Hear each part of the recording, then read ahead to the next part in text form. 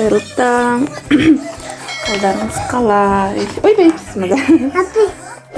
Апи емес, менмін ғой.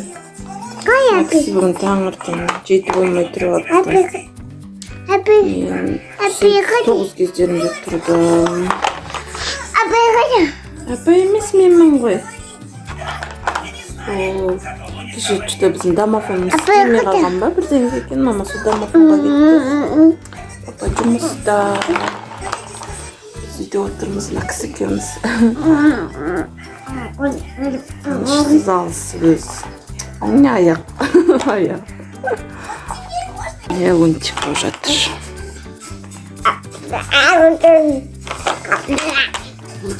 Қуаныш ұйықта қалды. Бір заказге қалды да, соның немесін дайындап қойдым.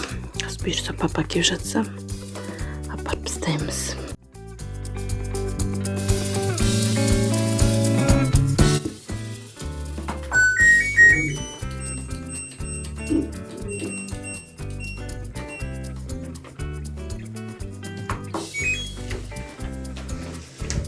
Қазір қалған нандардан бутерброд жасаймыз.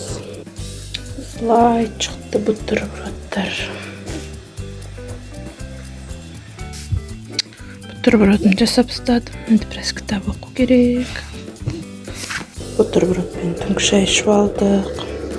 Ыдыс жуайын деп жатырмын.